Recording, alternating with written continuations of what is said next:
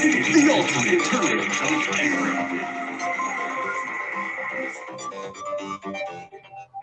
Welcome to the Ultimate Tournament of Everything, a bracket-style show where we compare everything against everything else, put them in a blender, and figure out which one comes out the winner. That's right, and we do so by rising to the heights of wealth and fame, only to lose it all and plunge into deepest poverty.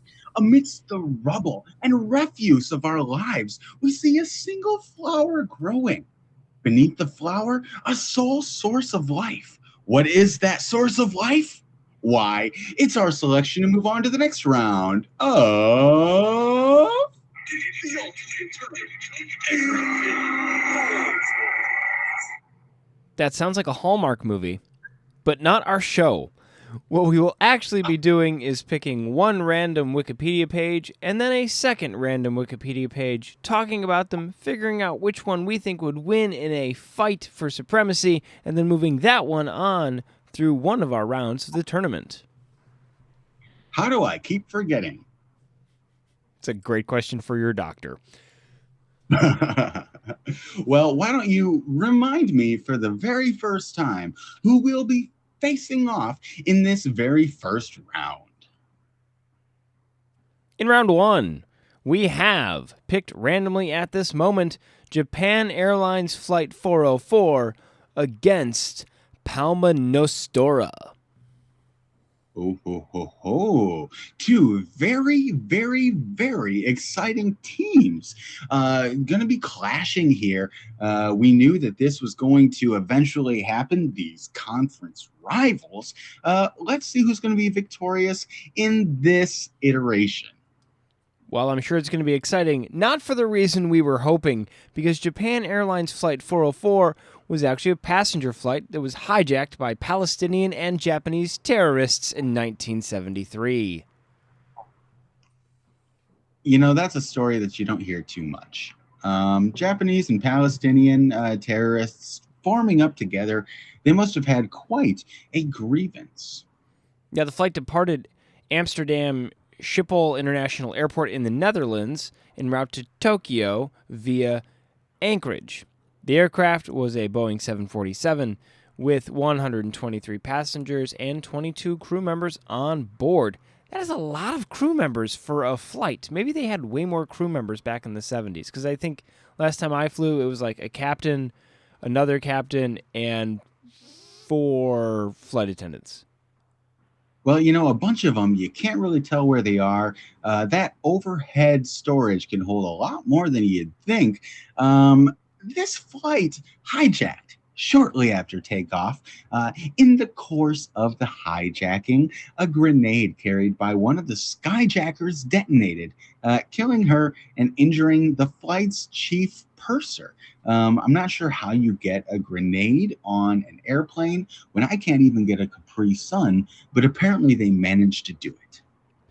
Yeah, airline security was definitely way more lax back then. Like, I think of that scene in Home Alone where they're running for the plane, and I'm like, if you run in an airport now, you get arrested. Like, they're not like, oh, no, sure, come on. You want to go to France? Yeah, why not? It doesn't happen that way anymore. Yep. And then the kid falling behind. You know, they didn't necessarily, I think, have the camera technology in 1973 that they do today. That was kind of the heyday for hijacks, and this plane apparently fell into that trend. Now, it seems that the terrorists, after several days on the ground, demanded the release of Kozo Akamoto, a survivor of the JRA's attack on the Tel Aviv Lod airport. Very interesting. All of this happened in the air, right? But you can only stay in the air so long.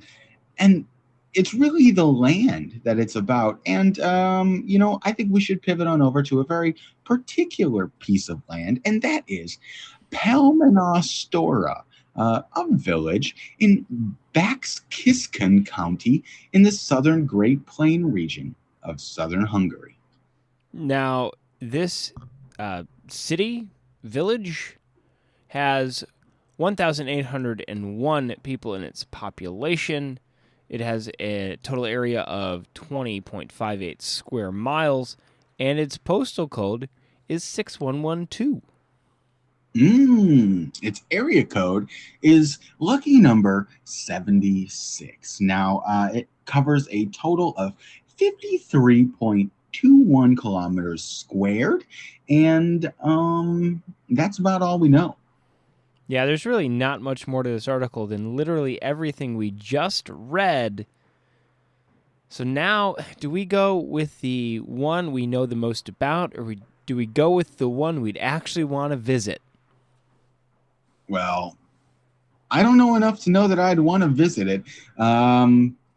There's a whole, I mean, honestly, it takes up like what? Look at that picture there. 10% of the country. And yet there's only 1,801 people choosing to live there. There was a lot of people trying to get on this flight, even though it didn't go so great. I think I'm going to go with Japan Airlines Flight 404 as my selection to move on to the next round. The ultimate tournament of everything. Who are you going to choose? Well, I do have a policy where I don't want to reward terrorists. That's up there with don't be a Nazi, don't own people, don't reward terrorists, pineapple doesn't belong on a pizza. It's really a simple list that I think everyone can agree with. And because I have to stick with that rule, I'm going to go with the village, which means I think we have a tie. Wow. Time for a tiebreaker. In the very first round, you dare defy me and try to tie me. Okay, so we all know how this goes. We spin a globe and point our fingers at a random location. Whichever location will end up being the one that we're going to go to on our holiday this year will be the one that we're going to move on to the next round. Incorrect! We will actually just be picking a number between 1 and 10,000, and whoever is closest, even if you go over, is the winner. That is, as I recall, accurate. So, Rob, what number are you going to choose to represent Palma Nostra? I'm going to pick a number for every person in the town, 1,801. That is an entirely solid number. Okay, I think I'm going to take a good look here. This is, the aircraft was a Boeing 747-246B. So I think I'm going to go with 7,472. And our number, as randomly selected by Google and the internet at this moment, is 5,783, making you our winner. Japan Airlines Flight 404, you are flying high. And moving on to the next round of... The ultimate tournament of everything. Tiebreaker right away. Yeah, we wasted no time, and I think we should waste no more time getting into round 2. It's time for round 2. In round 2, we have Yana Kramarenko against Radoslav Nanadal. Fantastic. I love these fancy sounding names, and I can't wait to learn about them and find out which one is going to be our champion. Now, as everyone knows, we have been following the career of Yana Kramarenko for a while because she is an Israeli individual and group rhythmic gymnast who competed and won the 2020 European Group All-Around Champion. And that is a highly touted group, consisting mostly of Europeans and taking place in the year 2020. Now, she was a member of a junior team that represented Israel at the 2016 Junior European Championships in Israel, obviously, placed 4th in team competition, later placed 8th in rope qualifications, and 23rd in ball qualifications. She then later joined another group and eventually won a silver medal, losing to Russia. But this was all a prelude to her graduation to the senior class in 2019, joining the Israeli senior group. They placed sixth in the group all around at the 2019 World Championships in Azerbaijan. And in November 2020, they won gold at the 2020 European Championships in group all around, as well as silver in the team competition. Now, while she may be a great rhythmic gymnastic, our competitor against her, Radoslav Nanadal, was a wonderful writer and translator of the English language. Yes, we're talking about linguistic gymnastics, mental gymnastics, and alternate flexibility, if you will. This individual, born on the 30th of October in 1929. In his childhood, he moved to Prague with his family and then studied English and Czech at looks like Charles University. Now, he then, after studying, began work as a college educator, and he's known for translating into Czech works from writers such as Ernest Hemingway, Truman Capote, John Irving, and others. So we can assume he's bilingual, which is 2 more languages than me or you speak. And he also translated the novel Sophie's Choice. Indeed, he did. But not only did he rewrite the words of others, he also wrote several novels, such as Rakkarova Dikera Gine Prosi in 1985, and a few others before passing away in 2018 at the age of 88. You don't want to give any of those other novels that are mostly just consonants a shot? You don't want to try to pronounce any of those? I certainly don't. But what I do want to do is try and suss out between these two highly lauded competitors, which will be this round's champion. Now, while Radoslav has done a lot of great things, his career is unfortunately over, but Yana Kramarenko has a very lustrous career ahead of her, I'm sure of it. And I think I'm going to vote for her to move on. Let me take one more look. Look, okay, here's what I see. Radoslav Nenadal, truth be told, he's peaked. You know, he's past his prime. And it just seems as though this Yana Kramarenko, bronzes in 2021, but she's scoring golds now, and I think she's only on her way up. Indeed, no different in this, the ultimate tournament of everything, moving on to the next round. The ultimate tournament of everything. I have to absolutely agree. And the word I was looking for is illustrious. Lustrous would just be like if she was a shiny rock, which she is not. She is a person. But all of those golden medals around her will make her appear as such. So, speaking of gold, let's move on to that shining entity that is round 3. It's time for round 3. In round 3, we have the 2015-2016 Hampton Pirates men's basketball team against the list of WPS drafts. Indeed. Now, no one knew that there were Pirates in the Hamptons, nor did anybody realize that there were previous drafts of the WPS. Probably, I don't know. We're going to learn more about what that is in its final iteration, so let's jump right in. Now, the 2015-2016 Hampton Pirates men's basketball team represented Hampton University, which, as we all know, is a private, historically black research university in Hampton, Virginia. During the 2015-2016 NCAA Division I men's basketball season, they were led by seventh-year head coach Edward Joyner and played their home games at the Hampton Convocation Center. Wow, defeating such heavy hitters as Morgan State, Savannah State, and South Carolina State to become champions of the MEAC tournament.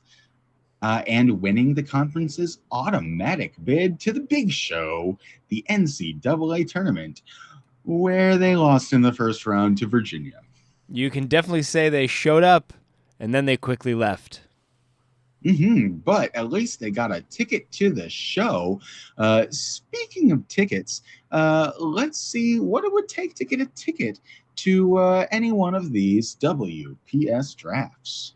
So for those of us who don't know, the WPS draft is the Women's Professional Soccer Draft. Oh, yeah.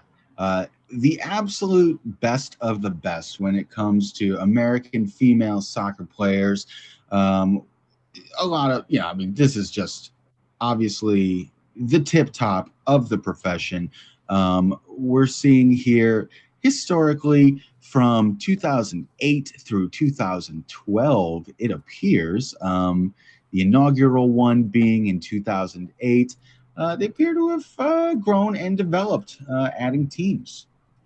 Now, is Women's Professional League Soccer still a thing? Because our list of drafts only goes up to 2012. Perhaps the league has turned into something other. This article does not indicate. Now, apparently there's a National Women's Soccer League. Now, that's the top professional league in the U.S., founded in 2012. So maybe that's what happened. Maybe women's professional soccer changed into the National Women's Soccer League. Well, AFL, XFL, NFL, WPS, it's all football in the end. And it seems as though, this is just, look, competitors going to compete, and it doesn't matter what letters you throw on top of them. They're going to get on the pitch, and they're going to fight for such teams as the Los Angeles Soul, the Western New York Flash, and the Atlanta Beat. It's a good thing we got them in there. You don't want to miss the Beat. You got to leave them in. Yep, you cannot miss the Beat. It appears throughout their season, the 2015-2016 Hampton Pirates men's basketball team didn't miss many beats. I'm only seeing a handful of losses on this large schedule of green. However, this list of WPS drafts is going to be full of only winners. And so I think I'm going to go ahead and stamp it down for the WPS list of drafts. I definitely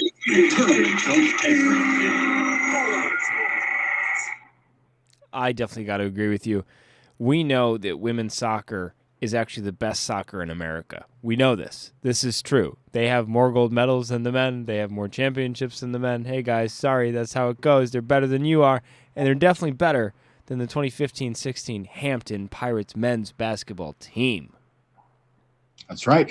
Out in the first round of the NCAA tournament and out in the first round of the ultimate tournament of everything, list of WPS drafts. You're scoring goals and moving on to the next round of the ultimate tournament of everything. It's always exciting when we get a sport versus another sport.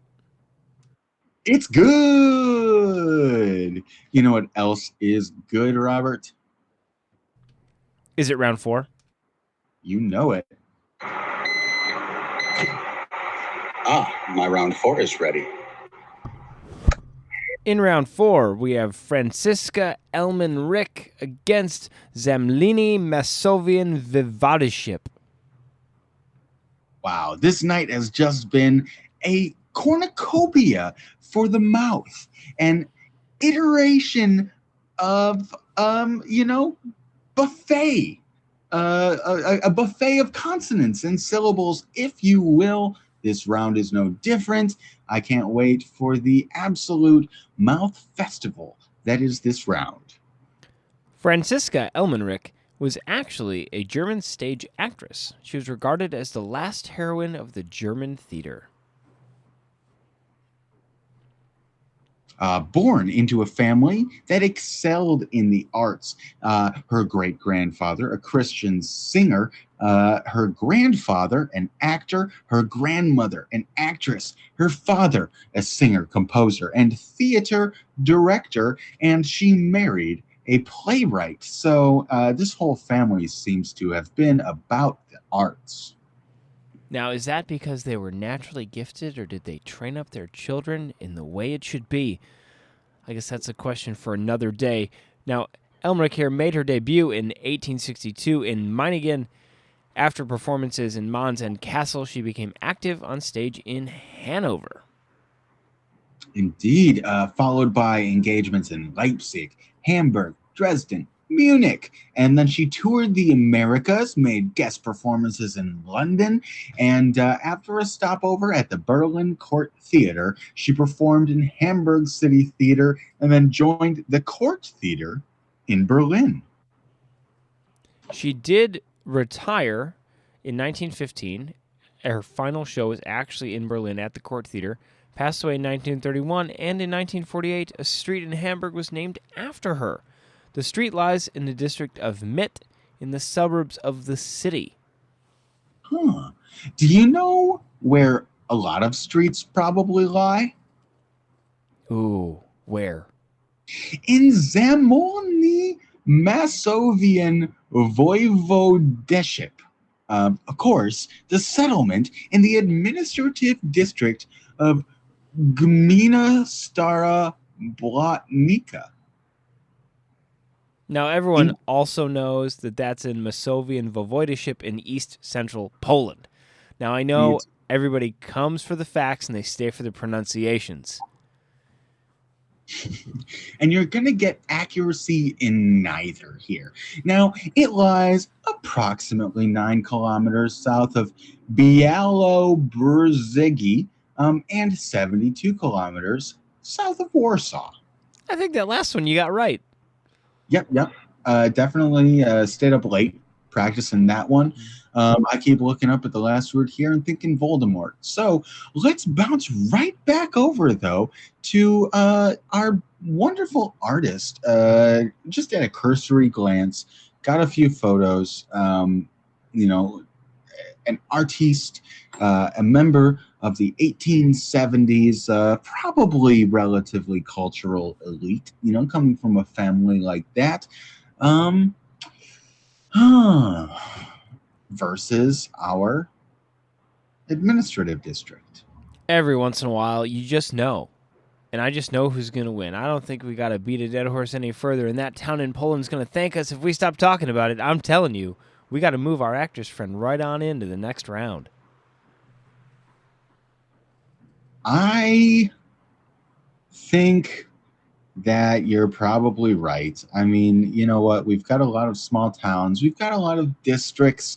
But what we don't have are artists. And if you're going to get an artist, you want to come from a family of artists, a lineage of artists, a history of art. And you're right, Rob. I believe that Franziska Elmenreich, you give us all of that. The very last heroine of the German theater. You're in our veins. And moving on to the next round of The ultimate turn jump everything.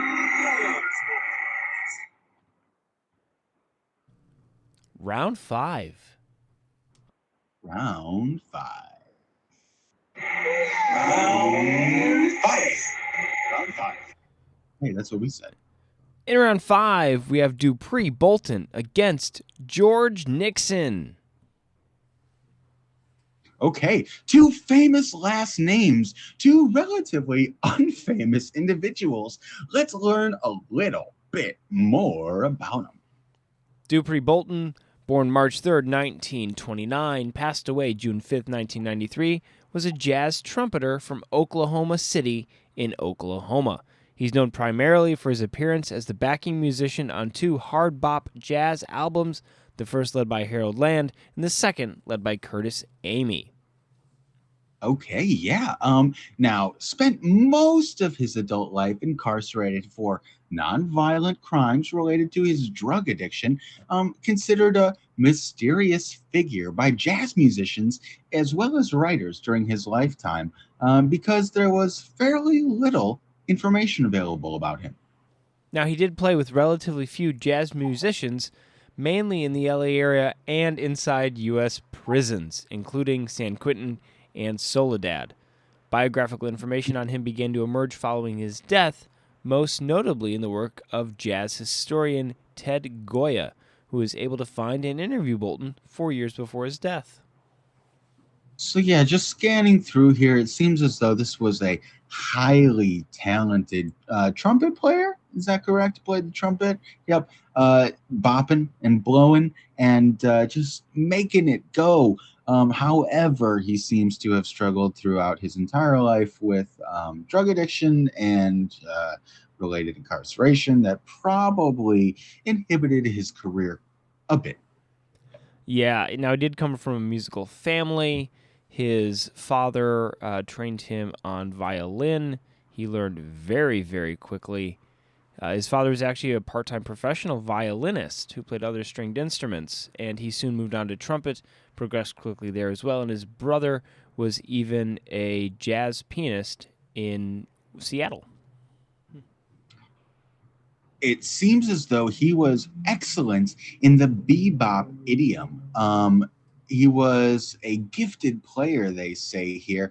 In fact, here's a bit of a review. The tempo, quote, pushes a ridiculous 400 beats a minute, roughly the rhythm of a machine gun shooting off its bullets. Rat-a-tat-a-tat-a-tat. He leaps off the starting gate like a man shot out of a cannon and never looks back. So this is just right here. You take in the heroin, you take in the trumpet, you take in 400 beats a minute, and this is the epitome of bop. Now, let's bop over to our probably likely slightly contrasted individual, the Archdeacon of Tuam, George Robinson Nixon. Now, George Nixon was educated at Trinity College in Dublin and ordained in 1909. And after curacies in Tuam, Dublin, and Kilnaming, maybe, he became rector of Killisnet in 1914. I feel like Trinity College in Dublin has made an appearance in the tournament before, but I can't place my finger on it. I'm sure that one of our eagle-eyed and eared listeners will let us know through Anchor FM, where you can send us blasts, you can send us comments, you can send us anything that you want, including corrections. Now, it seems as though this George Robinson Nixon was pretty much a man of the cloth from dawn to dusk. Yeah, you can tell there's really not a bunch going on in your life when other people, their names make up the majority of your page on Wikipedia. So he was a dude in a place at a time. That's really about it. But you know who was the dude that made the place and who made that place be the time and had to stay in time at 400 beats a minute, which is really, really, really, really tough? Oh, it's got to be our friend Dupree Bolton. Our good boppin' friend Dupree Bolton. I'm going to select him. Do you want to just join me in this effort? Absolutely. All right. We're bebopping into the next round. Dupree Bolton, we can't wait to get front row seats to your boppin' fantastic blast of a concert in the next round of The ultimate turning jump era. I love bebop. I'm going to have to definitely find some of that music later. Let's move on to round 6. And down to the left, you'll find scenic round 6. Round 6. In round 6, we have Tupola Morrisoni against Athletics at the 1994 Jeux de la Francophonie. and their results. Oh, I don't think anything need be said. Let's get right down to the battle. Now, everyone knows, because we have been following his career since he was a youngin', Tupela morrisoni is a species of large crane fly. Of course, this large crane fly derives from the crane fly family of the Tipulidae, of the Boston Tipulidae. Yeah, the Boston Tipley days. Other bugs in this family include mosquito hawks, skeeter eaters, or daddy longlegs, and Okay. they're gross. Yeah. Yeah, no, they're gross, but they're fine. See, these are those types of bugs that are real big and spooky looking, but they're not interested in us. They're interested in the things that are interested in us. And thus, they are our buddies. Speaking of buddies, let's jump over to our buddies at the Athletics at the 1994 Jeux de la Francophonie and their results. Now, as everyone knows, this is a track event in 1994 that happened in Bondoufle, France. Indeed. And this track event held all of the track events that we are so used to and excited to see, including, but not limited to, the 100 meters, the 200 meters, the 400 meters, pole vault, long jump, triple jump, and a decathlon. Now, it's interesting here. I think some of these places, I don't see the U.S. represented, but it is an international competition, probably united by the fact that some of them speak French, which would explain why Canada is represented, and then separately Quebec is represented. Listen, Quebec, we know you're very Canadian. We understand. We totally get it. But could you be a little more Canadian and a little less French? Yeah, stop poutine it right in our face all the time. But looking at this, America doesn't have to be everywhere, and we don't have to speak French. I'm pretty sure we established that somewhere in the mid 1700s. Looking at this, I'm going to jump right to the javelin throw, where Switzerland took first place with a throw of 75.12 distance units. Distance units. They're probably meters because it is France, but who knows? Maybe they measured in baguettes over there. I've never been. Perhaps that's it. I'm not sure. I figured I would just trod the safe route. But you know who doesn't trod the safe route is those in the long jump, including the winner here who ran, they got a 8.06. There's a W after that. I'm not sure if that means it's some sort of world record or not, but it seems like a good jump. It certainly was good enough on that day. Hey, we can talk about throwing sticks and jumping over sand as much as we want, but everyone knows the money event is the 20-kilometer walk, won by French national Jean-Olivier Bressot with a time of 1 hour, 25 minutes, and 48 seconds, unless they're also measuring that in baguettes.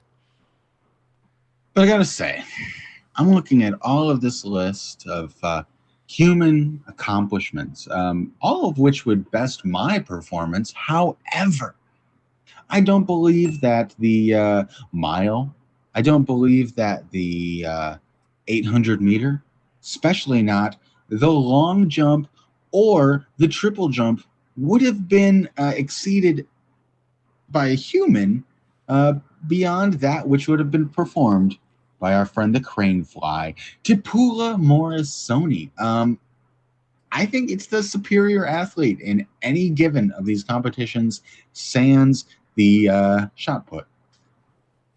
As everyone knows, bugs beat people. That's just how it is. If you listen to the tournament, moths show up real well, and now their cousins, the flies, do it again. Moving on into the next round. 1, 2, all at the same time. Tupela morrisoni, you are owning your way to the next round of The ultimate tournament jump ever. We will definitely get French hate mail. Now, granted, it'll be in French, so I won't understand it, but they'll be mad, and they'll still send it to us. Well, we will try to read it, and we'll have a real good time doing so, having taken none of the heat because we have no comprehension. Speaking of no comprehension, let's move on to round 7. Round 7. Round 7. Round 7. Round 7. In round 7, we have Fishing Creek, Bald Eagle Creek tributary, against Minde, Bergen, a neighborhood in the southwestern part of the city of Bergen. Divine. A location versus a location. Let's see which one's vocation will be to proceed to the next round of the ultimate tournament of everything. Now, one of these is in Pennsylvania, and one of these is in the Pennsylvania of Europe, also known as Norway. We're going to start with the one in the U.S., which is Fishing Creek. As Rob said, a tributary of Bald Eagle Creek in Clinton County, Pennsylvania, in these United States, passing through a water gap in Bald Eagle Mountain at Mill Hall and joining Bald Eagle Creek near the borough of Flemington. Now, the Logan Mills grist mill was powered by water from Fishing Creek, and there's also a covered bridge that spans the creek, and Logan Township is in around this area in Clinton County, Pennsylvania. And that is all we know, other than the fact that there's a picture and it looks like a creek. That is an accurate assessment, Robert. I must concur indeed. This does look like a creek. You know what probably doesn't. Well, I mean, I do see water, but it looks cold, probably frozen. It's probably just cricking around there. Is the town of Minde, Bergen, in southwestern Arstad, in the city of Bergen, in Norway. Now, it's located just south of the neighborhoods of Solheim and Kronstadt, so now I know where it is. Of course, why didn't they name those other two places in Norway I knew before? Now I understand. And west of Landas, north of Flatanger and Stravet. Parts of Minde are in Fana municipality before the merger in 1972 that everyone remembers. Everyone remembers the merger between Minde Bergen and the other Minde Bergen. Wow. It seems that an upper secondary school was formerly located there, operated jointly by three churches. But as it failed to attain a body of students large enough for the operation of the school to be economically viable, it closed at the end of the school year of 2007-2008. Now, there is one main highway in the city center of Bergen, European Route E39. Passes through Minde, and it is called the Faskengragenvinnen, probably. Don't quote me on that one. It's a 4-lane dual carriageway, which I'm assuming just means road, and passes through the densely populated areas without grade separation. Yes, plans for a long tunnel bypass between two really fun named villages. But the project was not included in the National Transport Plan for the period of 2010 through 2019. Looks like there's also a light rail system, which opened in 2010 with a station in Minde. Now, after reading the entirety of both of these articles, which is what we just did, I think I want Minde Bergen to move on just so we can have another crack at those words we still won't be able to pronounce in the future. The ultimate tournament of everything. You know what, Rob, let me tell you something. I'm going to tell you right now, and I want you to listen good. I completely agree with you, and I want to send Minden as well on to the next round. The ultimate tournament of everything.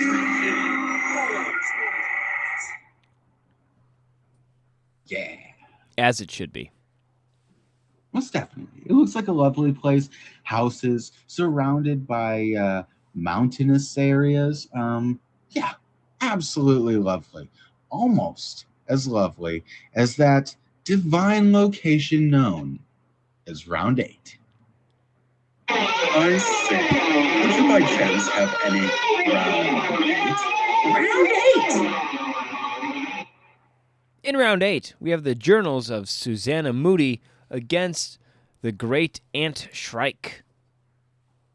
Ooh, we have two fantastic competitors, classics of the genre, coming up against one another. We got a book versus a bird. Let's see which one has the gusto to get them through to the very next round of the ultimate tournament of everything. As our Canadian friends know, and as some of our other friends probably also know, the Journals of Susanna Moodie is a book of poetry written by Margaret Atwood, published in 1970. Yes, it was an attempt to imagine and convey their feelings about life in Canada in their era.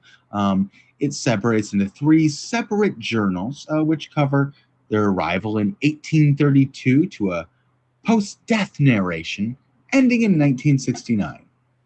Now, apparently in the book, Margaret Atwood adopts the voice of Susanna Moodie, who was a noted early Canadian writer, and attempts to imagine and convey Moodie's feelings about life in Canada in her era. Ah, fascinating. So this would be the equivalent of, say, me pretending to be Mark Twain and writing a book about what it's like to be in the Mark Twain era. Yeah, but people read this one. Absolutely, and probably just as fun of an accent to do so in. Speaking of, let's jump over to that beautifully voiced bird, which is the Great Antshrike. Now, the Great Antshrike is a passerine bird in the ant bird family. There's a family of ant birds? Well, that's fantastic. It's the only member of the genus Taraba and is the resident breeder in the tropical New World in southern Mexico, Central America, Trinidad, and South America. Wow. That is one heck of a title. Speaking of titles, the Great Antshrike was described by the French ornithologist Louis Vieillot in 1816 and given the binomial name Thamnophilus major. There are 10 recognized subspecies of this bird. Now, the Great Antshrike is a large and distinctive ant bird, typically about 8 inches long, weighs about 56 grams. It has a crest, a heavy hooked bill, and brilliant red eyes. The adult male has black upper parts with 2 white wing bars and white underparts. I don't know what we got to talk about his underwear. That's rude. We just met the bird.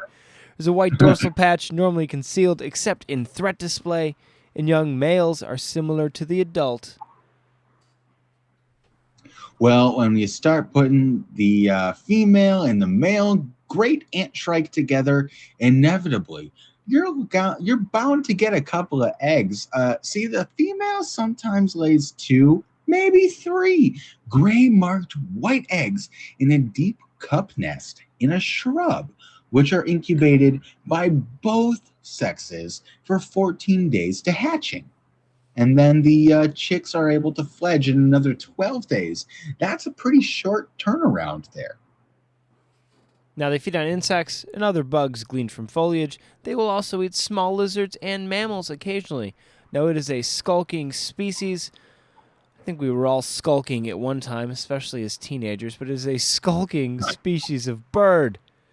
And it, there's a book about some of its songs. It makes a snarled churr sound, and they do sleep. So there we go. They do sleep.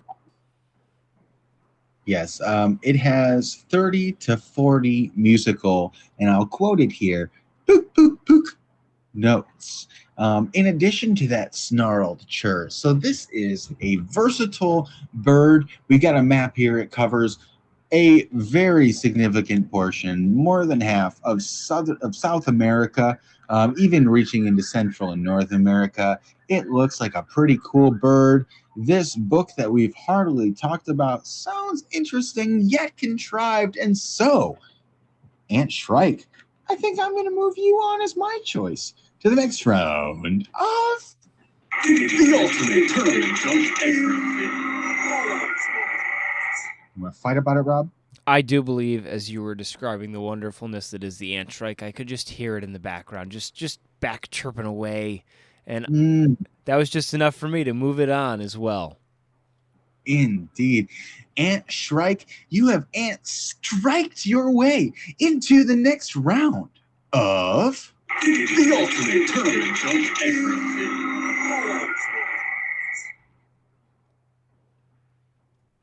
Oh my. Have we made it there already? Already.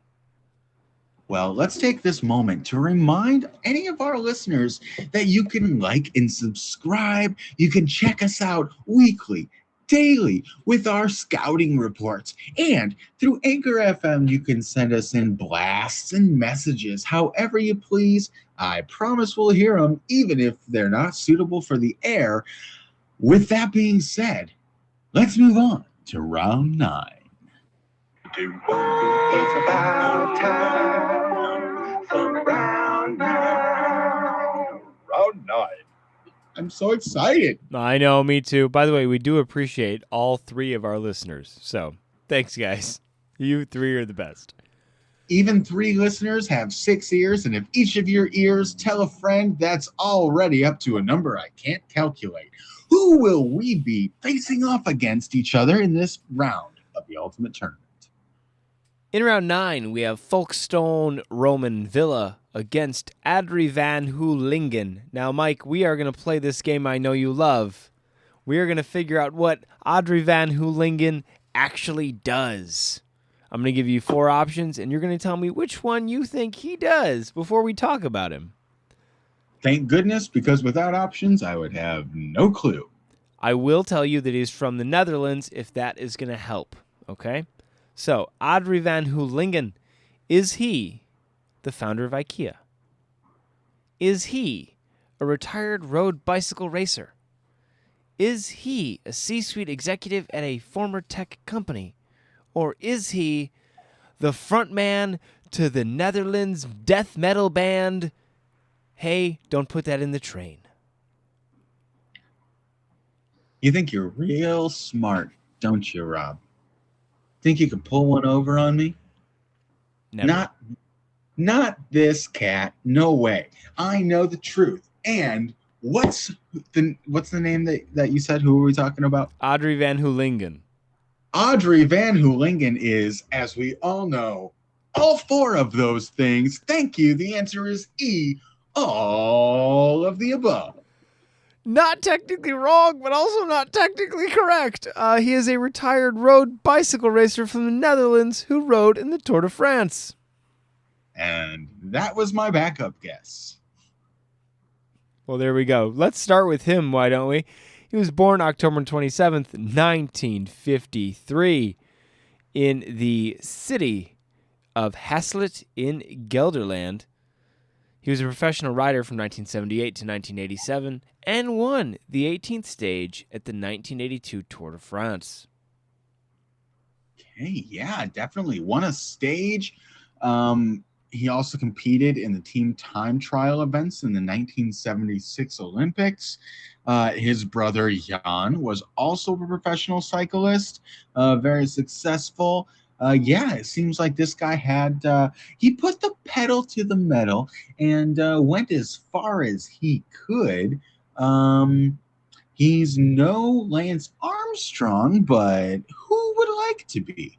Let's find out if our other competitor is underneath that category. Folkestone Roman Villa, also referred to as the East Bay site, is a villa built during the Roman occupation of Britain, located in East Ware Bay near the port town of Folkestone in Kent. Okay, situated near a cliff top overlooking the English Channel with views of the French coast of Bologna on a clear day. Bologna. Here we call that baloney. That's baloney. You see, what's not baloney is that this is situated near the start of the North Downs Trackway, and the area has been inhabited for thousands of years, with archaeological finds in the area and at the Via site dating back to the Mesolithic and Neolithic ages. Yeah, there's a lot of history here. The excavation of the site actually didn't happen until relatively recently. It was known that it was there by the inhabitants for many years. The land was notoriously difficult to farm because of old stones which damaged farming equipment. And in 1919, the first dig was planned, but it wasn't until 1924 that it was fully excavated. Yeah, this is definitely a place where people have lived for a long time, and then people forgot the people lived there. And then more people thought, hey, it would be a great idea to live here. And they realized that, hey, other people have already had this idea before. And this repeated over and over until today it is represented by a Wikipedia article, which we are reading at present. I think that this is a significant historical site. Obviously, a lot of people have thought, "Hey, what a nice place to live." That being said, I think that this Adrian von Hauweigen, not the worst person to be. You know what the Folkestone Roman Villa can't do? Ride a bike. It cannot ride a bike, but you know who can? Our friend Audrey. And I think I got to move him on because he can ride a bike. In Folkestone Roman Villa, you're a place people lived, and then other people lived, and then other people lived, and clearly forgot about, just like I did. So I'm going to move our bicycle friend into the next round. The ultimate tournament of everything. Okay. But I just, to play devil's advocate here, Folkestone Roman Via. It goes all the way back. A lot of people have liked it. I'm guessing that a bunch of those people probably could have ridden bikes, even though most of them lived there before bikes existed. However, I have faith in these individuals, and I have faith that they'll be successful into the next round, so I'm actually going to choose Folkestone Roman Via as my choice to move on to the next round of... The ultimate tournament of everything. And thus we are at an impasse. Well, as we've established earlier, we're going to complete a tiebreaker by me and you each getting on a bicycle and riding to the center of the country, and whoever gets there first wins. There are a lot more mountains between me and the center than you and the center. Sounds like I win. Let's figure it out as we dive into... Time for a tiebreaker.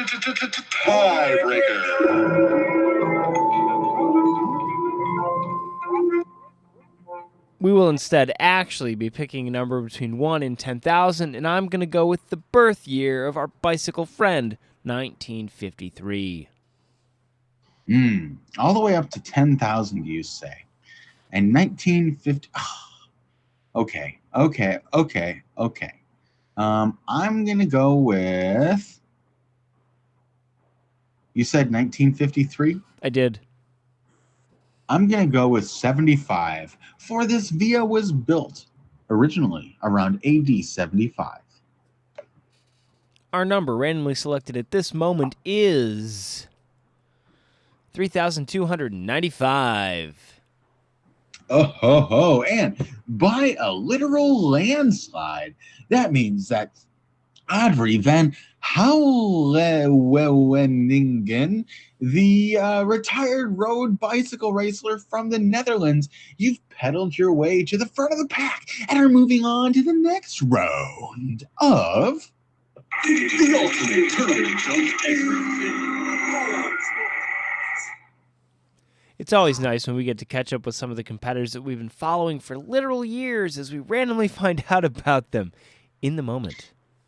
Yeah, but especially even a retired road bicycle racer is faster than us. So if you're going to ride with them, you're probably going to be lagging behind and following. But if you're following us, you can find a new posting every single day and 2 new episodes of the ultimate tournament of everything per week. Don't forget to like, subscribe, and download. Rob, can you send us away with one more gem? It's not music for your ears. We don't pronounce it right, but we hope you had a good time. We sure know we did. In the ultimate tournament of everything. The ultimate tournament of everything.